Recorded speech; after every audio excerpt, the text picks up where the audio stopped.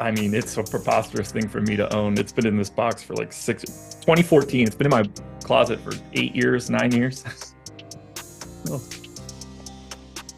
take that Zen out. What's going on, everybody? NBA Strategy Show, Monday, January 15th. I am Josh Engleman. I'm joined by Matt Belman. We have a 5-game main slate tonight. Both DraftKings and FanDuel said, we're going to make the early games as uninteresting as possible. There are two different slates across both sites. It's 2 games and 3 games in the morning for DK. They didn't try to help us out either. So we're going 5-game main, and that is what we're breaking down.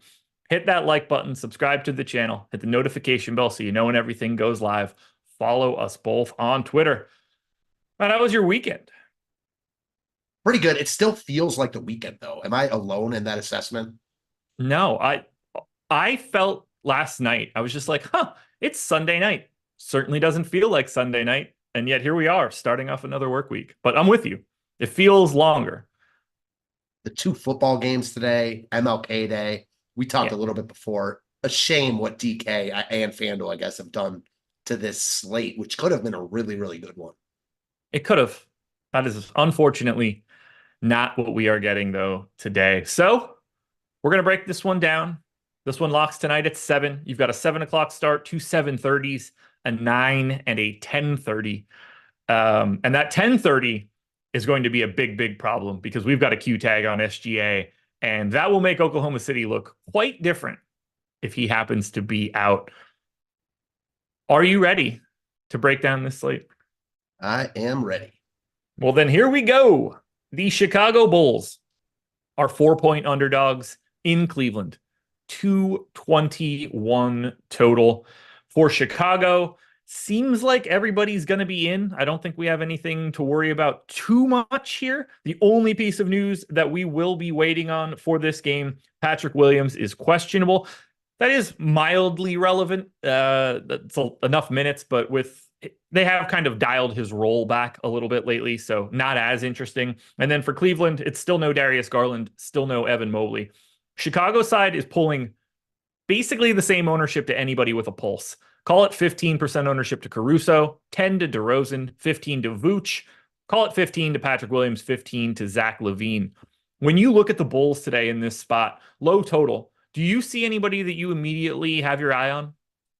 No, the Bulls still look pretty good because their pricing, I don't think, is caught up to where it will. But when you've got Levine, DeRozan, and Vooch all healthy, nothing stands out here, like you said, in a tougher matchup against Cleveland. They all look really similar to me, which makes sense considering they're all getting about the same ownership. DeRozan, if I had to pick one, would be that guy. 7,400 just looks really good, but you could say the same with Vooch, Levine. Ultimately, I don't think any of these guys are like ultimate priorities here. I think they're all fine if you get to them. Do you see it similarly? I do. I'm basically right at the field. I didn't mention the ownership on Kobe White. He's at 10% as well. I'm basically right at the field for Caruso, White, DeRozan. I'm a little under on Vooch, which doesn't really surprise me. The center slate has just like a lot of guys that look like they're projected for around 5x, whether that's Vooch, Jared Allen, Bam, Nick Claxton, Miles Turner. We can keep going. Chet. You've got AD who has power forward eligibility, which really helps. So I see all of those guys the same. I am getting to a lot of Patrick Williams right now. 4,400 small forward, power forward. He's in 40% of my lineups. I don't expect that to continue by the time that we get to lock, even if he is in. I think it's just a testament of in our ownership projections right now, we're showing some pretty big numbers to guys that I'm not getting to, and I'm just kind of flipping him into one of those value spots. We don't have really any major value opportunities that feel good. So I understand why it's happening. I'll probably dial it back a little bit later because it's not that I think he looks great. I think he's just fitting a particular situation that I need. But we will have better looking value and cleaner ownership projections at 6 o'clock tonight than we do at 10. Not an indictment on our ownership. It's just early and we need more info. Yeah, for sure. You look at the value on this slate, as you said, it's pretty much non-existent. When just scanning through the boom bust tool, the first player under 5K to even show up in the boom bust tool that's on this slate is Keontae George. Yeah, there 4,900, you go. like way down there. So I think that tells you all you need to know about why Patrick Williams is viable if he's in.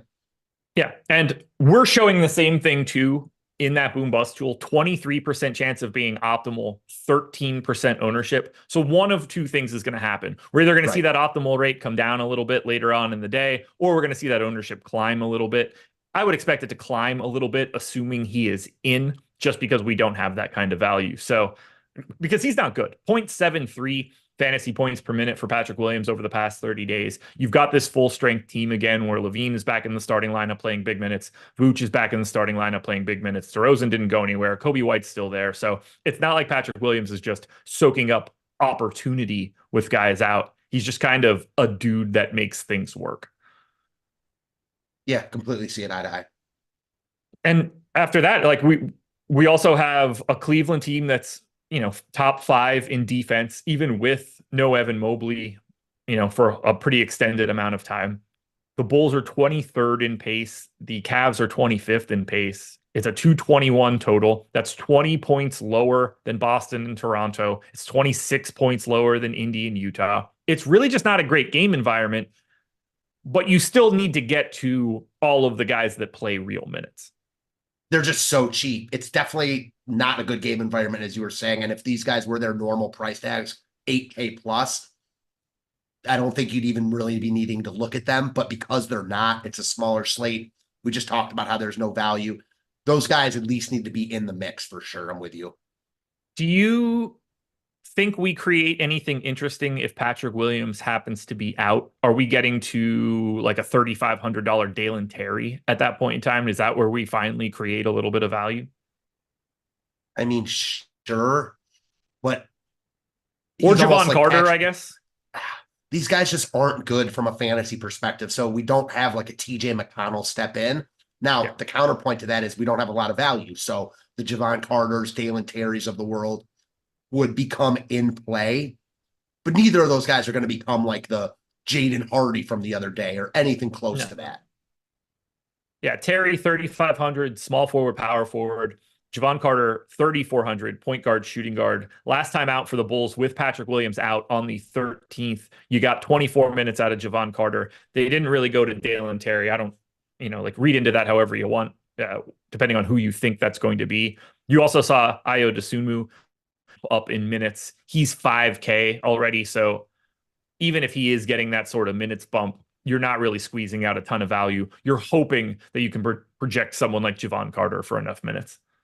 Yeah, I think that's all it really is. Ayo at 5K is something. Yeah, like 0.76 fantasy points per minute over the last 30 days. You get him to 20. Let's say you give him those 28 minutes. That gets him to like a 21 fantasy point projection at 5K. We're talking about 4.2x. He already looks worse than everybody else I've already mentioned. So it would really have to be one of those sub 4K guys to really squeeze out any value. But I see Chicago as just like, if you want one of the starters, they all kind of look the same. Yeah, for sure. And the other problem with Chicago is, and who knows what news we'll get, but if Shea is out, a guy like Jalen Williams becomes so much of a better play than these Chicago guys, and we might not have that news. Yep. Very, very true. Similar situation on the opposite side for Cleveland. They do have one piece of injury news that could really open things up. Max Strus is questionable for today. You wouldn't expect Max Strus to be such a swing piece, but he played 7 minutes on the 11th. Knee is a little dinged up. We don't know totally what his status will be today. At least it's a 7 o'clock game, so we will get that info. If he is in, which is how everything is projected right now, we have single-digit ownership going to everybody on the DraftKings side. 10 to 15 coming into Okoro, Allen, and Strus on the FanDuel end. I am getting two pretty big stands for Cleveland, but let's just start with the guy that's easiest to talk about. How do you feel about $9,800 point guard, shooting guard Donovan Mitchell, projected for 9% ownership right now? I like him here. He looks like one of the better spend up options on the slate. Maybe not like the best, but he always carries a ton of upside, even though it's not the best matchup in the world. Low total, as you alluded to. I mean, as of right now, he really stands out from a leverage perspective. 16% chance to be optimal, only 8.5% ownership. one of those is going to change. Yep, absolutely. If they come even closer together, you get to 12 or 13% on ownership. I have 34% Mitchell, so I am seeing that optimal rate be that gap, and it is creating a situation where I am getting to him. The downside to that, however, if you watched my prize picks content earlier today, I took the under on points, rebounds, and assists for Donovan Mitchell. So I am flying directly in the face of it. I'm going to play Donovan Mitchell in DFS as it looks right now, and I am going to also hope that he fails so that I could do well on prize picks. My goal will be for Donovan Mitchell to have 10 blocks and steals, which is not included in a points, rebounds, and assists prop. It's my only path to try to middle this situation. If that happens, it's definitely your day. Yeah, it's not like it'd be the craziest thing, although that's pretty out there. The thing with Mitchell and the Shea news also impacts him too, because first off, Shea is right in his price range.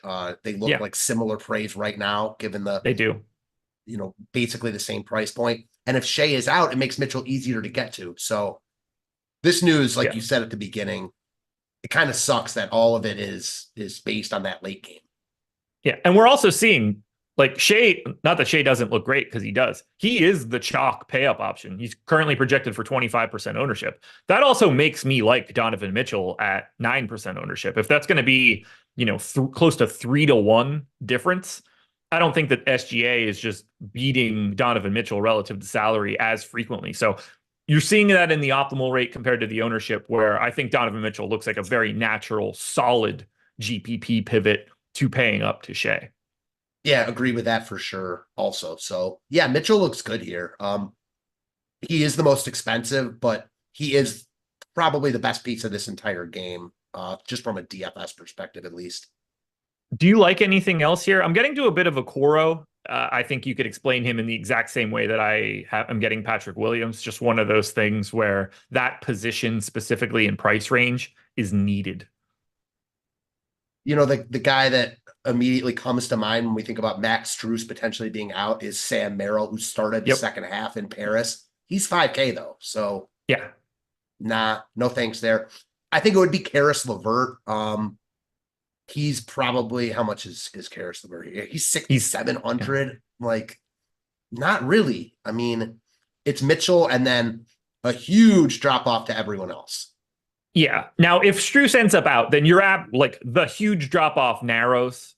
You're looking at LeVert a little bit more. You're looking at Sam Merrill a little bit more for sure. Maybe you're looking at a little bit more of Craig Porter, although I don't necessarily think they've kind of phased him out a bit lately. But, with Sam Merrill at 5K, you want to go from we have him currently projected for 20 minutes. You get that up to 26 or 27. You start to have a little bit better of a shot at getting to him from a value perspective. 0.99 fantasy points per minute over the past month. Probably not his true talent level, but you get a little bit more value out of Cleveland if we do lose Strus. If he's in, you're really just kind of taking shots at some of these guys. They become GPP pivots more than anything else, because we've got a game with a 241 total, a 247 total, a 238 total. It's just going to look better than this game. The only other guy to speak on, I think, is Jared Allen. Yeah. He's also priced up. So, definitely just a tournament play at this point. But he's shown a bunch recently that he still has upside at this price. It is a smaller slate. So, he's at least in the tournament player pool, if nothing else. Yeah, 8,500 for Allen. He has been red hot this past month. 1.4 DraftKings fantasy points per minute in that last 30 days. We're talking about somebody that's usually in the 0.15 or 1.15 to 1.2 range. So he is on quite the heater, and you're seeing it in the price. That makes him difficult to get to unless you're sort of paying up to be contrarian. Definitely, because it's like the inverse of the Mikal Bridges DeRozan we've been talking about. You will not see Jared Allen ever at 9K. This is as high maybe that he's ever been. The one thing for me that at least is nice with Mobley out in the past 30 days, or since Mobley's been out, Allen's touches are up 40 per game. That's crazy. Yeah, he is. They are running this entire team very differently to where they normally are. I mean, he today is 1, 2, 3, 4, 5. He's the 8th most expensive player on today's slate. You would have not expected that ever. Ever. He has not been more expensive than this all that frequently. I don't know. Some of this is going to be context dependent. He was 10,500 on the last day of 2021 in a matchup against Atlanta. Now that could just be like a 2-game slate, like it was a 2-game main and everybody was out or something like that. Other than that, 9,100 was the highest price that I saw. That was in a little later than that at against Indiana, 9,100, and then he had like an 8,700 and an 8,600. But this is basically as high as you'll ever see Jared Allen. I'm trying to think as a Cleveland fan, I'm not even sure off the top of my head when he was traded from Brooklyn to Cleveland, because I feel like the first one was when he was with Brooklyn, although I could be completely off. December 31st, 2021. Let's find out.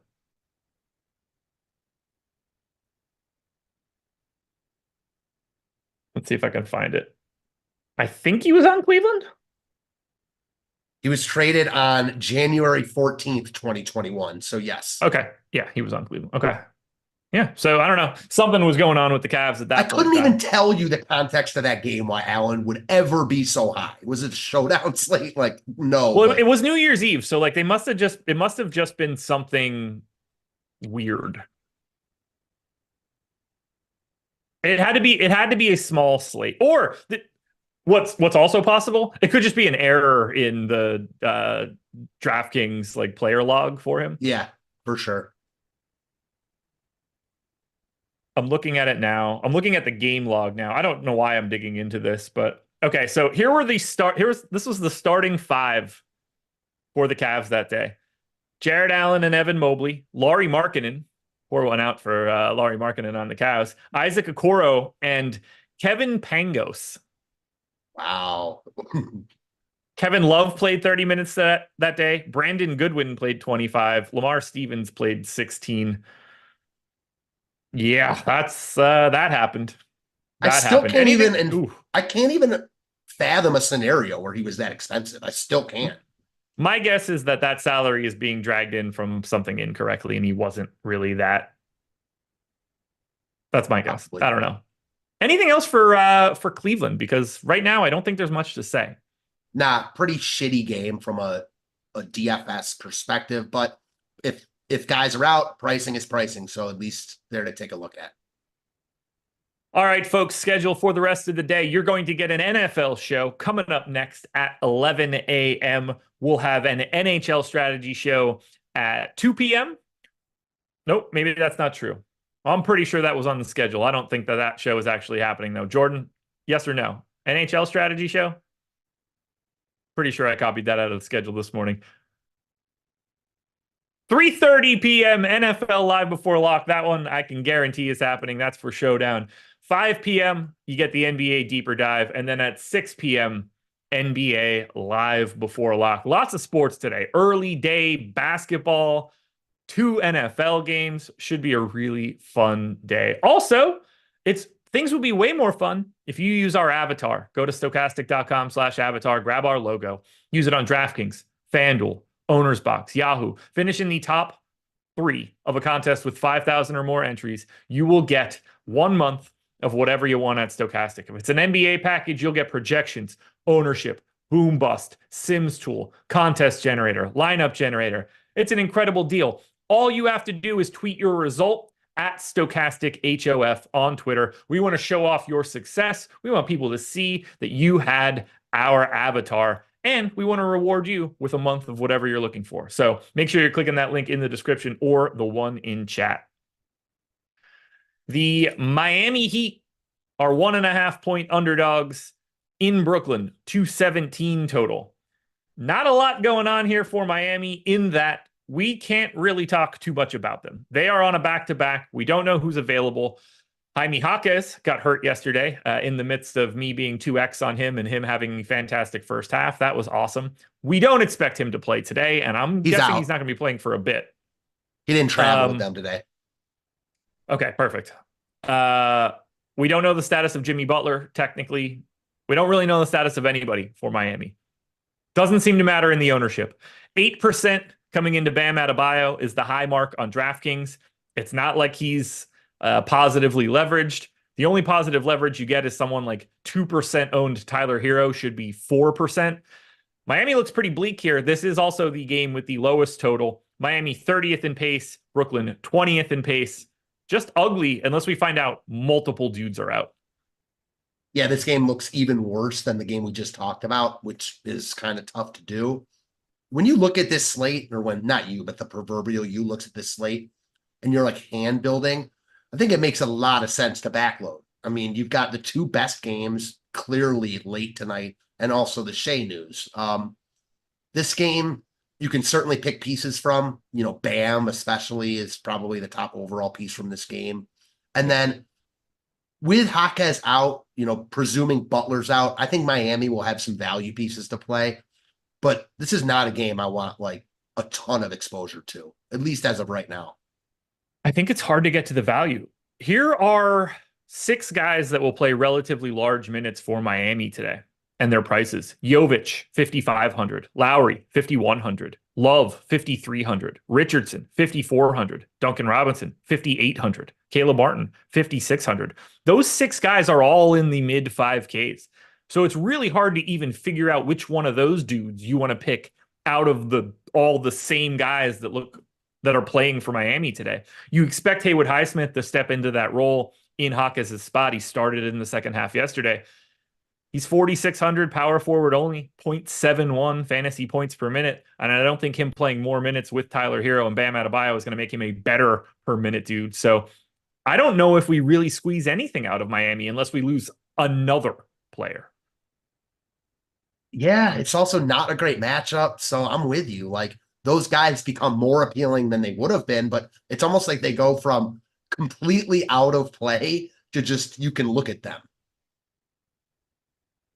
Not going to be good. It's not going to be good. The Brooklyn side, I mean, to me, equally as unappealing, but the ownership is not telling the same story. Day'Ron Sharpe is out for Brooklyn. We have 20 to 25% ownership coming into Mikal Bridges, Dorian Finney-Smith, and Dennis Smith Jr., $4,800 point guard. We've got 10 to 15 coming in on Cam Johnson and Nick Claxton, and then kind of just scattered ownership everywhere else. Seems like we're going to be getting to Brooklyn a little bit more than Miami, but it's not like they look awesome. They just happen to be priced weird. Yeah, they are priced weird. I don't love Brooklyn either, but then I look at a guy like Cam Thomas, who I rarely play in DFS. He's only 5,300 or 5,800. He's one of those like Donovan Mitchell guys we talked about earlier, 17% chance of being optimal, only 5% ownership. Like, yeah, if that stays the same, give me all the Cam Thomas, but it won't. I would imagine his ownership rises just because we don't have value plays.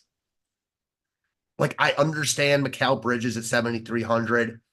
I think Nick Claxton is probably my favorite piece, with no Day'Ron Sharpe. He's only 7,200, but it's not a great spot. I don't love him here. Like, at the end of the day, I'm not sure how many lineups I'm going to play tonight, but if I end up with no Brooklyn, that's fine with me. I think we might be a tad high on Cam Thomas right now. I mean, we're showing the 5% ownership, 17% optimal. We have him in for 28 minutes. Now, he played 34 and a half last time out. He was on fire. Right. So he played all of the fourth quarter, 12 minutes. He subbed in for Spencer Dinwiddie and played the final 8.5 minutes of the third quarter. He played 20 straight minutes to close this game out. In the previous, we'll go 8 games, 18 minutes, 24 minutes, 18 minutes, 20 minutes, 26, 24, 12, and 23. Even if you want to say, like, that's a very specific outcome for him to get to that minutes total. 28 feels a little lofty. I have him in for 22, and I'm pretty comfortable going up to like 24 at this point, maybe 25. I think we're just a little heavy for what we got. I assume Spencer Dinwiddie continues to like start and play that role, but he played 15 and a half minutes, was negative 20 in this game. Not only was he massive negative, Dorian Finney-Smith was negative 17 in 14 minutes. They took him out in the third quarter. He never saw the floor again. Cam Johnson, they took him out in the third quarter. He never saw the floor again. They closed with Lonnie Walker, Cam Thomas, Dennis Smith Jr., Nick Claxton, and Mikal Bridges. I don't think it always plays out like that. So I think the minutes are a little weirder for Brooklyn. I do like Dennis Smith Jr., who's been seeing his minutes ramp up a little bit lately. 22. I have him in for 22 at 4,800. Bridges' price looks fine for a shooting guard, small forward. Claxton is fine today. I'd see these guys as more like lineup filler. Like you get one net, but maybe it's Cam Johnson, maybe it's Dorian Finney-Smith, maybe it's Mikal Bridges, maybe it's Claxton. I don't think anybody stands out. I think they all look relatively similar. Yeah, I agree. And the other guy you mentioned that I don't want to play, but that's back is Lonnie Walker. So Yeah. he messed up the rotations in that Paris game. And on one hand, I'm like, I like a guy like Cam Thomas because if he's playing well, he's going to play more minutes. If he's not playing well, your lineup probably wasn't doing great anyways. But I'm not sure he's cheap enough for that. Like, he's not expensive, but he's still around 6K. Like, you need like to feel real good about playing Cam Thomas here, like close to 40 DraftKings points. Like, he just doesn't like that. Those games will happen, but even if he plays the minutes, like, he's certainly not guaranteed to get there. So I'm kind of with you. I hope that the optimal percentage comes down, to be honest. I think it will. I think the ownership in this case is a little bit more right than the optimal. Well, like here's the easy way to describe this for everybody. The optimal is correct for Cam Thomas playing 28 minutes. If Cam Thomas is suddenly playing 26 minutes, that optimal goes from 17 to like 9, and now we've got a very different scenario on our hands. So it's not that the optimal is wrong. It's correct for what is in. 28 minutes is just a lot for Cam Thomas in this spot. It can happen for sure, but I think we might be a little early based on that most recent rotation to see that he's just falling into this time. If Spencer Dinwiddie isn't just playing like absolute ass, he might just be closing that game and we're looking at a different kind of split. He was like sick last game too, Dinwiddie. It came out right before that he was sick. He might not play. He ended up playing. Okay. So I'm with you. Like, we're not saying Cam Thomas can't get there, but it takes a certain set of circumstances for that to play out here. And I'm with you in that it's more likely not to play out that way than to play out that way. I'm with you. I like Brooklyn more than I should, but I don't like anybody in particular. I think you said it fast. 12% Cam Thomas, 14 Dorian Finney-Smith, 16 Bridges, 16 Claxton. Like, I'm just sitting right around 15% for everybody. They got bodies now. I know Day'Ron Sharp's out, but Lonnie Walker being in the mix, like, they've got a lot of interchangeable pieces. They really do. We're lucky that they put names and numbers on the back of those uniforms because it could get pretty bleak for Brooklyn. Yep. Insert another wing that looks like all the other wings right here. All right, this one's a little bit different. Boston Celtics, 7.5-point favorites in Toronto, 241 total. Basically single digits across the board in ownership, and it's really right around 10% for White, Brown, Tatum, Holiday, and Porzingis. The big piece that we would have to worry about for this one, Jaylen Brown is questionable. If he ends up out, that just makes every single one of those starters look a little bit better. Do you have anybody that jumps out for you from Boston, or are you looking at it like, I'll take any one of those starters? I'll definitely take any one of those starters. No one like that I think you have to lock in right now because pricing is pretty on point here, but they're in a good spot. And the other thing about Boston here, this doesn't like really matter, but they're the best team on this slate. It would be surprising if a couple guys from Boston aren't, at least tournament viable here. That said, like, I think you're doing yourself a disservice if you just like choose one and run with it over all the others. Yeah, I agree. Like, I like Tatum the most. I don't think that's like controversial opinion. Oh, you liking Jason Tatum. But you tell me that I have Jaylen Brown in a lineup. You tell me I have Drew Holiday. Like, they're just, to me, interchangeable parts. They're all fine. Borderline decent here in a matchup with, Toronto might be playing a little bit faster than they were, but 19th in defense. It's not that tough of a spot. There's no Jakob Poeltl on the opposite side. If he's anything, he's a defensive-minded guy. So I'm just scattering through the starters, kind of like I always do for Boston. But if we lose Jaylen Brown, Tatum gets a big bump, Porzingis gets a big bump. Drew and Derek White certainly look better than they would if Brown were in.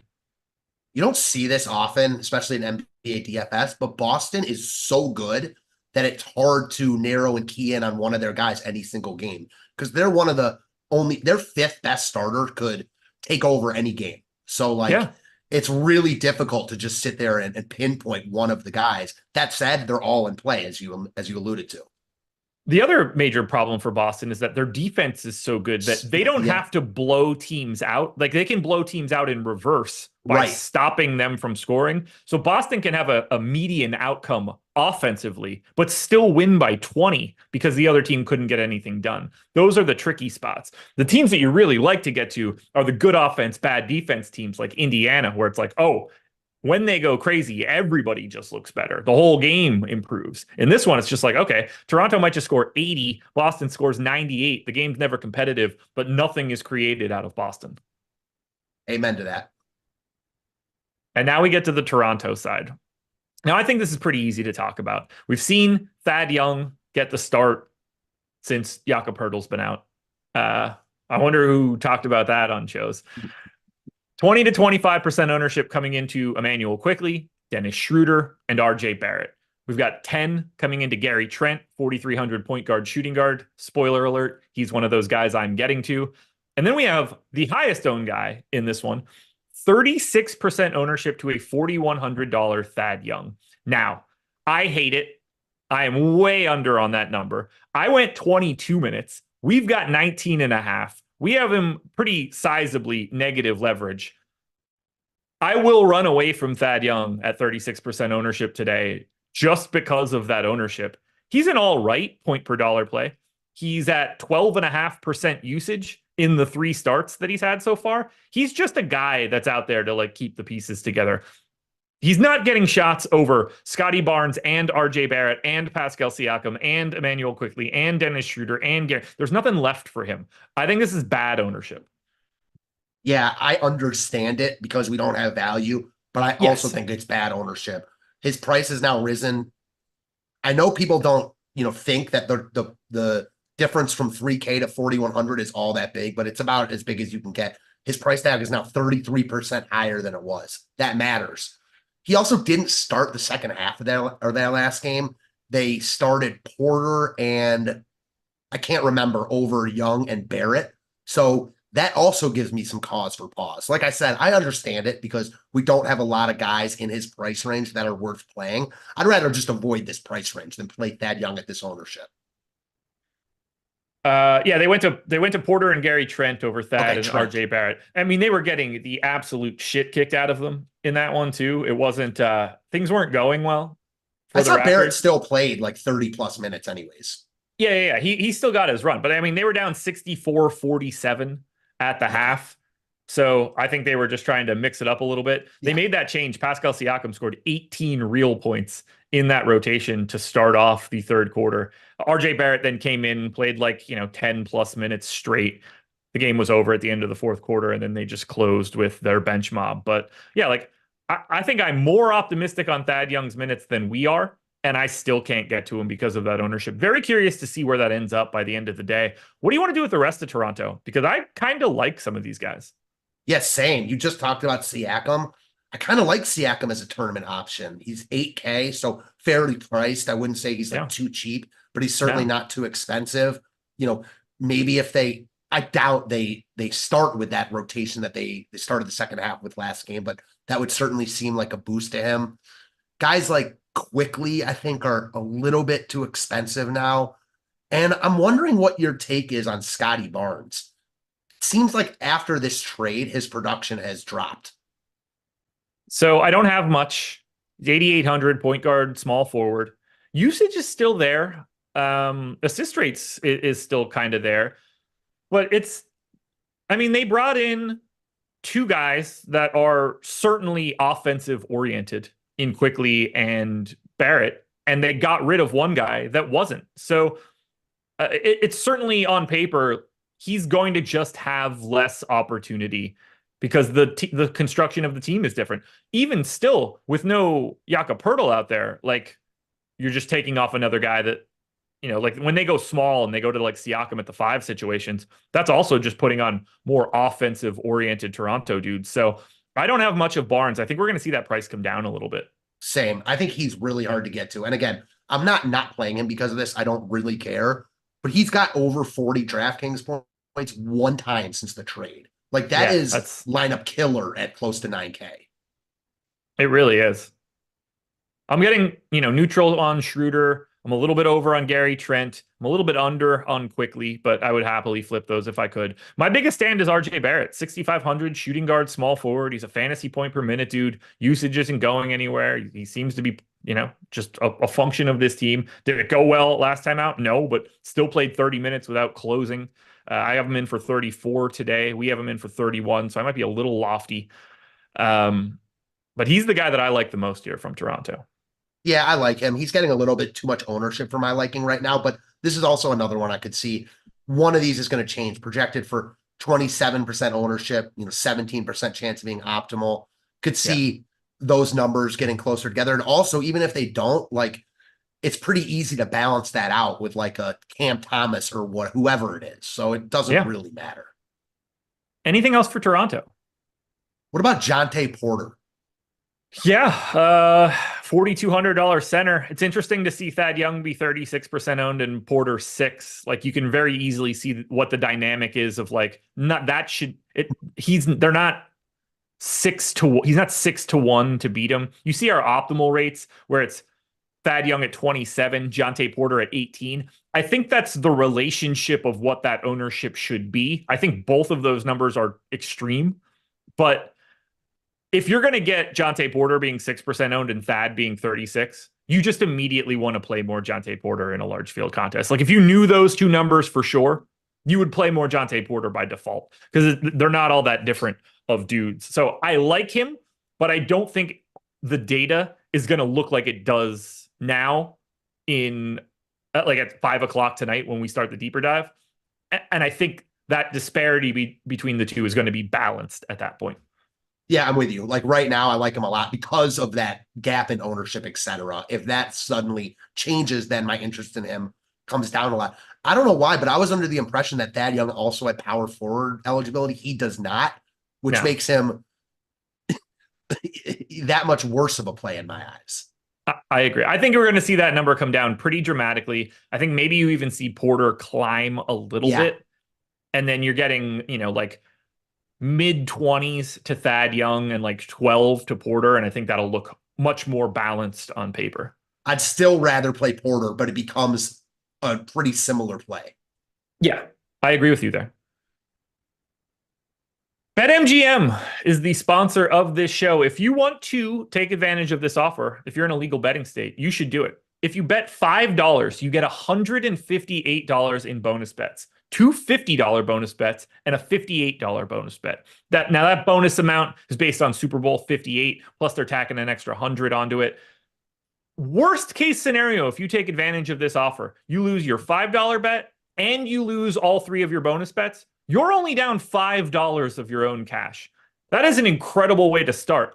You hit one or two of those bonus bets, you're starting off with a much better bankroll. And you could use OddsShopper to find out more plays if you're looking for it. Links for OddsShopper in the description.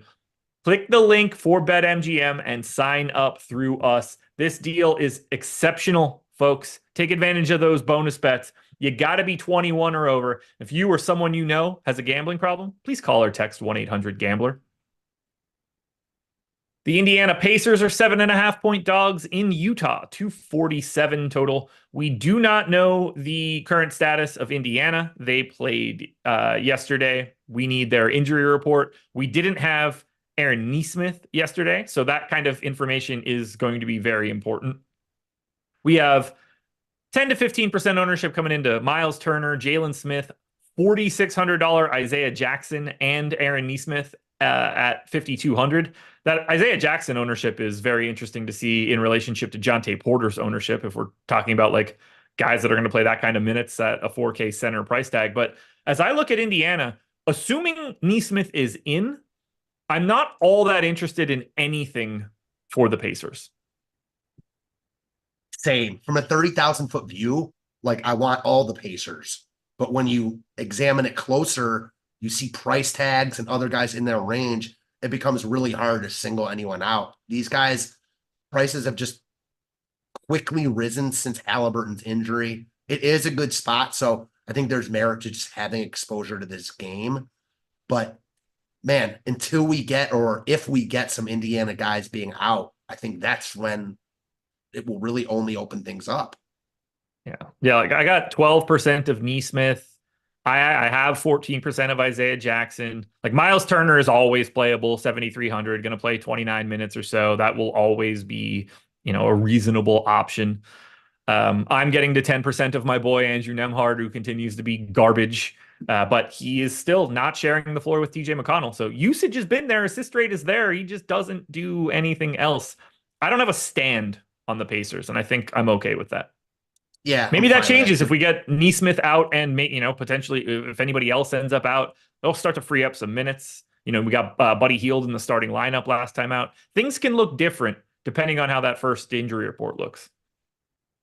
They definitely can. I mean, right now, Isaiah Jackson would be my favorite piece just because of the ownership and leverage, but he's almost close to 5K now. So I'm with you. Like Yeah. nothing from Indiana is close to a lock, at least right now. Utah Jazz side pulling tons of ownership. Double digit ownership to 8 different guys. Around 10 for Colin Sexton, Chris Dunn, Walker Kessler. Around 20 for Lauri Markkanen, Kelly Olynyk, and John Collins. And then 30 for Jordan Clarkson and Keontae George. I'm all over the map here. Some of these guys getting ownership like George, I don't have much of. But then I have like 50% Walker Kessler at 5K. I got a lot of Fontecchio who's not getting as much ownership, but I don't have as much Kelly Olynyk or John Collins. What do you like from Utah? Because it's a matchup against Indiana, bad defense, really fast-paced team. Jazz have been playing really well as of late, 127 implied total. You got to get to a bunch of Utah, but I think reasonable minds could have very different paths to what they want. They definitely could. I mean, right now, from our tools perspective, Keontae George looks really good. Yeah. 36% chance of being optimal, 30% ownership. Not sure how that levels out. Would assume that optimal percentage comes down a little bit as the day goes on. But again, we just don't have value pieces under 5K. The player I feel most comfortable getting to is Jordan Clarkson, under 7K. When they're in spots like this, sure, this game has a really tight spread. You're not as worried about him missing his second half rotation or his fourth quarter rotation, excuse me. So you feel good about him getting his full run. He looks like my favorite piece here, price and ownership considered. Markkanen looks like a cog in the machine type. He's getting too much ownership, but easy ways to balance that out. He looks like a really nice filler piece here at 8,400. And then I also like the idea of John Collins having upside here. We've seen big men destroy Indiana. Could say the same for Kelly Olynyk or Walker Kessler. And then I guess I'm also a little bit interested in the Colin Sextons and Chris Dunns of the world, Yeah. considering the ownership that Clarkson and George are getting. There's a I've lot to like got here. 28. Yeah. Like I've got 28% of Dunn, so I'm there. I see him as a value play. I'm a little over the field on Colin Sexton. I'm a little apprehensive of that Keontae George projection that we have right now. We've got him in for Same. 26 minutes. He played 26 and a half on the 13th. In the previous 6 games, 24, 22, 22, 16, 20, and 23, he hasn't been to that 26 number at all recently. Like basically at any time in really the past 11 games, that's sort of like a ceiling for him. So I think that's a little lofty. I think probably like in that 23 range, 24 would land him a little bit more reasonably. Fontecchio is a guy that I get to. He seems to fall into minutes no matter what's really happening, although they have been coming back down a little bit, but only 8% owned. He's not a great per minute dude. I just have a lot of Utah in different configurations. Kessler is the guy that I'm really interested in, though, at 5K. We're talking about a 1.1 fantasy point per minute dude against Indiana. If you're seeing that much ownership coming into Isaiah Jackson on the opposite side, I'm just as interested in Kessler, who should be playing more minutes than Jackson does. I mean, now Kessler's in the same price range as like the Chad Youngs of the world. So, like, yeah, he's more expensive, but ultimately tons more upside in a guy like Walker Kessler. In Utah's funny for being on this slate. Like, you don't usually see teams like this that don't have any injuries that are priced fairly getting like so much ownership. But because every team on the slate is like that and Utah's just in the best spot, they're the ones getting ownership. And I really don't have any arguments for it right now. All these guys look really good, just considering the matchup they're in. It's really crazy to think that what, eight, basically nine guys have right? 10% or more ownership. They're by far the highest owned team on the slate. Toronto is probably second, but in terms of cumulative ownership, it's Utah all day. Oh yeah. Yeah, they've got 161% combined. Toronto has 137, but that's coming in like in bulk in a couple people, whereas Utah is even more spread out to additional bodies. They Mm-hmm. just look really good. That's what happens when you face the Pacers. Yeah, you're facing the Pacers, and there's just not a lot of good options on this slate. When you look at our boom bust tool, like the top half of it, like most of the players aren't on this slate. No, no, it's all in one of those first five games that are happening in the 2 and 3 gamers. And then we get to Oklahoma City. They are 1.5 point dogs in Los Angeles, 238 total. Call it 10 to 15% ownership on Chet, Isaiah Joe, Jalen Williams, Josh Giddey, Kenrich Williams, and Lou Dort. That's 6 dudes, plus 25% ownership to SGA as the highest owned pay up option on today's slate. The problem here is that Shai Gilgeous-Alexander is questionable, and this game starts 90 minutes after the Indiana-Utah game. If Shai ends up out, it becomes Jam City to OKC. Every single dude on this team looks better. You're playing a ton of Case and Wallace. You're getting to a lot of Giddey. You're getting to a lot of Dort, of Jalen Williams. You're just getting to everything from OKC. But if Shai is in, how much do you like him, and what else do you like? So if Shai is in, I like him for sure. I mean, he's probably a little bit too cheap at 10-2. Same Yeah, price range as Donovan Mitchell. You know, I like Mitchell as a GPP pivot, but we have Shai projected for more as he should be. So, on a just on paper play, I like Shai more. I like these guys even if Shai is in, though. Jalen Williams has really been playing good ball. Chet yeah, Holmgren, we know, has upside. Those are the main two.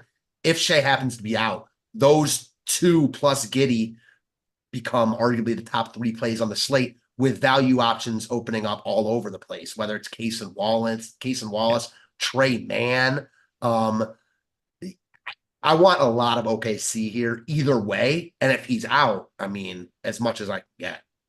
Yeah, I think we end up getting a lot of Case and Wallace just because of that price point. Although it depends when the news comes out. Because if the news comes out at like 9:01, then it's not Case and Wallace that becomes as interesting because you don't need that salary as much. Like, sure, he is going to get more ownership, but Case and Wallace will be exceptionally owned if this news comes out at 6 o'clock in comparison to 9:01. Right. Because then you're rostering the Case and Wallace with Mitchell, etc. You don't Yep. have that late with you. Yeah. So that'll be an interesting dynamic. He'll still pick up Love because if you've got any other spots, you're then going to like Case and Wallace plus Jalen Williams instead Right. of, or like Case and Wallace plus AD Right. instead of Lou Dort and Josh Giddey or something like Or the that. Utah I know those guys. salaries aren't even close, but you know what I mean. For some reason, I keep thinking the Utah game is like the same time, but it's not. This game's No. 90 minutes later, which is so big for this slate. The That's opposite side of this why one is, that's go why you ahead. just said 901. Now I'm with Yeah. it. Yeah. So the opposite side of this one's pretty simple. 14% ownership to AD, 12 to LeBron. It's a very easy team to talk about, generally speaking. Cam Reddish is going to be out for this one. I like AD more than I like SGA. I have 38%. He's projected for 14% ownership. I really like this spot for Anthony Davis. I think his skill set is uniquely solid against OKC. Like his size against Chet is a benefit for him. At the top end for Chet, I don't know how ready he is for like the ultra big man that's The talented, very which top is end. yeah, that's not to look down on Chet. It's just like you got to learn what that is at this point. So I really like getting to AD mostly because he's got power forward eligibility, and that's just awesome for today. Yeah, I love AD here. Maybe my favorite play on the slate. I'm so with you. I'm a huge Chet guy. I think his Yeah, upside is really, really high in this league, but he's just not mature physically enough to handle the ADs and Embiids of the world. There aren't that yeah. many of them, but those are the No, guys. no, So like no. He's going to AD be should fine for just about everybody. right. AD should do work here. I mean, listen, Yeah, he's probably one of, if not the best offensive big man in the game right there with them. Well, besides Jokic, I should say. sure. He looks great here. same price point as Shea. It does seem like I know this is about where AD is normally priced, but wouldn't have been surprised to see him a little bit more expensive, just considering what they did pricing the entire slate out. Yeah. I'm with you. Like AD looks great here. He's my favorite spend up option. And the other thing about it is he gives you room for roster construction maneuvering when you have him in your lineup if Shea is out. Yep. Yeah, it's the power forward for me that's really getting me just to as much as I can. His rebound prop is 12.5 with juice to the over. Oklahoma City is a terrible rebounding team. They're a terrible rebounding team on purpose. That's just not the way that they construct their team. It's the thing they are willing to give up. But if they're willing to give that up, that's going to be Anthony Davis's gain. I think he's very live for like a 25 and 20 type game or 30 and 20 type game. I completely agree with you. And I'm just thinking about it. The power forward eligibility obviously makes him that much more desirable. I think you could easily roster him at center on this slate too. Yeah, absolutely. Absolutely. I think he looks fantastic. He's probably my favorite play of the day if we're talking about like guys that I'm getting to a lot and guys that are real. Like the combination of AD and Donovan Mitchell is really good for me. I get to save that couple $100 off of Shea. If we create any value, I'll feel even better about it. Yeah, then all of a sudden, if you get Shea out, I mean, that's who you want. So I'm with that for sure. 5 games up, 5 games down. We zip through this bad boy. If you're playing the early slate, that one locks at 1 p.m. on DraftKings. So you got about 2 hours. But we have NFL Strategy Show coming up next. Matt, did you want to add anything else to this slate before we get out of here? Oh, I got. Shout out to BetMGM. Shout out to Jordan for producing. Deeper dive tonight at 5, live before lock tonight at 6. Hit the like button on your way out the door. Make sure you're sticking around for NFL Strategy Show. Taking it in. We got 2 NFL games on a Monday. Can't beat it. We'll talk to you later.